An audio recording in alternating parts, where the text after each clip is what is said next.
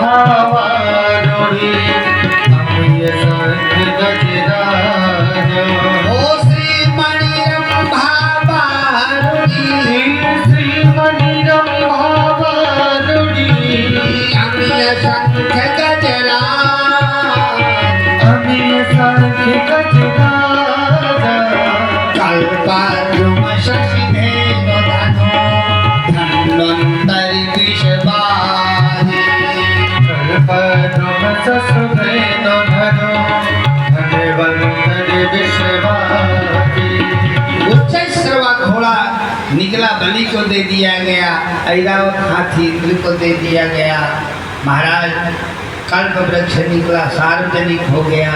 चंद्रमा निकला, इस प्रकार से महाराज शंख निकला, कल्प वृक्ष, चंद्रमा, भेद, धन्वंतरी, इस प्रकार से अंत में साक्षात भगवती लक्ष्मी जी प्रकट हो गई।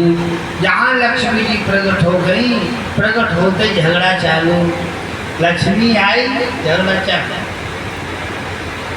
राक्षस बोले हम शादी करेंगे, देवता बोले हम शादी करेंगे। भगवान ने कहा भाई ऐसा करो कि लाइन लगा लो, एक लाइन देवताओं की, एक राक्षसों की।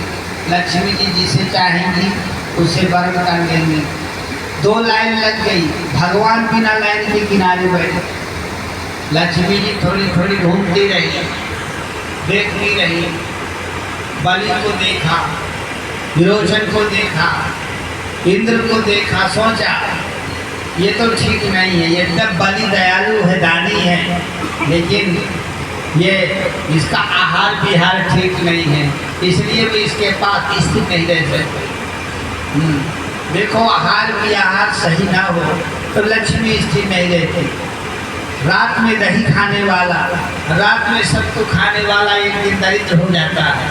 इसलिए रात में कभी दही नहीं खाना चाहिए। और तुम्हारे यहाँ सत्तू बहुत चलता है, रात में सत्तू नहीं खाना चाहिए। ये शास्त्र निषेध आयुर्वेद में भी है और धर्मशास्त्रों में भी है। इसलिए आहार विहार का बड़ा भाव। आगे देखा दुर्वासा ऋषि, वो ऋषि मुनि भी आए थे, शायद लक्ष्मी मिल जाए। लक्ष्मी जी सोचे ये दुर्वासा ऋषि है तो बड़े तपस्वी, क्रोधी बहुत है, इसलिए मैं यहाँ रह तो सकती हूँ लेकिन स्थिर नहीं रह सकती। इसलिए जो ज़्यादा क्रोधी है, हर बात बात में उस नाते चढ़ाए रहता है कि वो भी कभी धनवान नहीं बन पाता है। महाराज कबीर दास माथा का जाए, भैंस पड़ा दोनों मर जाए। महाराज तुम्हारा स्वभाव अच्छा नहीं रहेगा तो व्यवहार अच्छा नहीं रहेगा। क्रोधी के पास लक्ष्मी नहीं रुकती। इंद्र को देखा, बोलिए है तो सुंदर लेकिन ये स्त्री लंपट है, कामी है, अतः इसका जो है आचरण सराहनीय ज़्यादा तो नहीं भविष्य में है, यहाँ भी स्थिर नहीं रहूँगी। इसलिए इंद्र कैसे आगे देखा, मार्कंडेय बैठे थे, शांत आंख बंद किए। लक्ष्मी जी ने कहा जब ये मुझे देख ही नहीं रहा तो इसलिए अंदर रह के क्या करूँ। इसलिए बिल्कुल न चाहो। अंत में देखा भगवान किनारे बैठे थे, पीताम्बर ओढ़े। भगवान ने कहा ये कौन है जो मुझे नहीं देख रहा, इसलिए मैं जबरदस्ती इसके साथ शादी करूँगी। और वरमाला भगवती लक्ष्मी ने डाल दिया। बोलो लक्ष्मी नारायण भगवान की जय हो। देखो तुम जिस चीज़ को नहीं चाहोगे वही चीज़ तुम्हारी बन जाएगी, और जिसको चाहोगे वही चीज़ तुमसे दूर हो जाएगी। ये दुनिया की उल्टी गणित है। इसलिए महारामायण योग वशिष्ठ में कहा गया, सर्व त्याग सारी संपत्तियों का आश्रय स्थान है। आता है जो कुछ नहीं चाहता उसको सब कुछ दिया जाता है, और जो जितना दौड़ता है उतने वो चीज़ दूर हो जाती है। इसलिए भगवान को वरमाला डाला। भगवान लक्ष्मी जी को लेकर चले गए, जहाँ गए नहीं झगड़ा चालू। राक्षसों ने कहा ये विष्णु बड़ा चालू है, बड़ा होशियार है। ये जानता था कि जो लाइन में बैठेगा उसको वरमाला लक्ष्मी नहीं डाले, इसलिए हमें लाइन लगा गया, अपना बिना लाइन के बैठ गया। और ये जानता था बिना लाइन वाले को डालेगी। झगड़ा करने लगे, लड़ने लगे। असुर कभी भविष्य का नहीं सोच पाता, वर्तमान का ज़्यादा सोचता है। शूर्पणखा राम जी के पास पहुंची, कहती है तुम सब पुरुषन संयोग विचारी। तुम्हारे समान कोई सुंदर नहीं, मेरे समान कोई सुंदरी नहीं, मुझसे शादी कर लो। ताते अब लग रहो कुंवारी, अब से मैं अभी तक कुंवारी हूँ। भगवान जान गए ये नकली कुंवारी है, इसे नकली कुंवार बताना चाहिए। तो भगवान कहते हैं मेरी तो शादी हो गई है, देखो सीता जी बैठी हैं, और जैसे तुम नकली कुंवारी हो ऐसे में तुम्हें नकली कुंवार बताऊं। आहि कुमार मोर लघु भ्राता, ये जो ये कुमार है ना, ये भी मेरा छोटा भाई है, वहाँ चली जाओ। शूर्पणखा लक्ष्मण जी के पास गई, कहा मुझसे शादी कर लो। लक्ष्मण जी बोले तक मैं शादी कर लूँ, बड़ी बेवकूफ हो। अरे मेरे साथ शादी करके क्या पा जाओगी, मैं तो उनका दास हूँ, नौकर हूँ, मेरी बनोगी दासी कही जाओगी, मर जाओगी झाड़ू पोछा लगाए लगाए, और उनकी बनोगी तो महारानी कही जाओगी, हम भी तेरी सेवा करेंगे। बेवकूफ, अपने पैरों में कुल्हाड़ी मार रही है, जाओ उन्हीं के पास, महारानी बन सीधा, नौकरानी क्यों बनती है। शूर्पणखा बोली उनकी तो शादी हो गई है। लक्ष्मण जी बोले कौन बड़ी बात हो गई है, उनके बाप की 3 शादी हुई थी, इनकी तो अभी ये कही है तू जाओ कर सकते हैं, जाओ जाओ वहीं जाओ। शूर्पणखा ने सोचा सीता खा जाओ तो राम जी मेरे से शादी कर लेंगे, लेकिन ये नहीं सोचा कि यदि सीता खाऊंगी तो राम जी क्या दुर्गति करेंगे।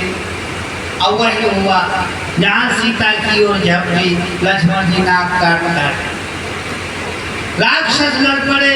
विष्णु बड़ा चालू है, हमारी जानता था कि लाइन में बैठने वाले को लक्ष्मी वरमाला नहीं डालेगी, तो हमारी लाइन लगा गया, अपना पीछे बैठ गया। लड़ते लड़ते साक्षात धन्वंतरी प्रकट हुए। बोलो धन्वंतरी भगवान की। अमृत का कलश लिए हुए जो प्रकट हुए, लड़ राक्षस रहे ही थे, जबरदस्ती अमृत का घड़ा छीन लिया और भाग चले। देवता त्राहिमाम करने लगे। ये भागते भागते महाराज नासिक आए, समुद्र से एक सीधी यात्रा है, नासिक से उज्जैन आए, उज्जैन से इलाहाबाद प्रयागराज आए, वहाँ से हरिद्वार गए। 4 जगह अमृत गिरा, इसलिए 4 जगह महाकुंभ होगा। यहाँ भगवान देवताओं को आश्वासन दिया, एक बार बिजली जैसे चमके और मोहन से मोहनी बन गए। बोलो मोहनी भगवान की जय। मोहन से महाराज मोहनी बन गए, और इसीलिए वहाँ जहाँ लास्ट में हरिद्वार में सभी राक्षस आपस में हम पिएंगे लड़ रहे थे, वहीं ये मोहनी प्रकट होकर के उनके आगे आगे कंद कमलू हलाक्षी बिक्रीड तुम गेंद खेलती हुई महाराज घूम रही थी। जहाँ राक्षसों ने देखा, देखो राक्षस संज्ञा इसीलिए हुई है जो स्त्री लंपट हो और स्त्रियों पर आज महाराज मोहित होता हो, वही राक्षस है। राष्ट्रीय संपूर्ण राक्षसों का पूरा इतिहास महाराज इसी में राक्षस गिरे, जब जब गिरे, जहाँ सुंदरी देखा, अरे लड़ाई झगड़ा इनका बंद हो गया। गली विरोचन देखो तो सही, ये सुंदरी कौन है, कहाँ से आई है। और अहो रूपम महो धामम अहो अस्यानमं वया इति ताम भिद्रुते अप्रझुजात हृदया। लड़ाई बंद, लिए घड़ा अमृत का धीरे धीरे मोहनी के पास आए, कहने लगी देवी तातम कंजला पाक्षी कुतो वाक्यम चिकीर्षसि। अरे हे मृग नहीं, तुम कहाँ से आई हो, किसकी पुत्री हो। कस्या शिवदपा मोरू, किसकी कन्या हो। तुमको हमने जब से देखा सुंदरता तुम्हारी हमारा मन ही चंचल हो गया है। देवी देखो, यदि तुम हमारी बन जाओ, हमारा जीवन धन्य हो गया। हम तुम्हारे दास हैं, हम तुम्हारे गुलाम हैं, तुम्हारी इच्छा के अनुसार हम चलेंगे, हम तुम्हारे रोज पैर दबाएंगे, लेकिन हमारी बन जाओ। देखो हम कोई ऐरा गैरा नहीं है। वयम कश्यप दायादा, हम कश्यप की संतान है, उत्तम कुल है हमारा। बड़े प्यार से मोहिनी कहती है, देखो तुम कश्यप की संतान है,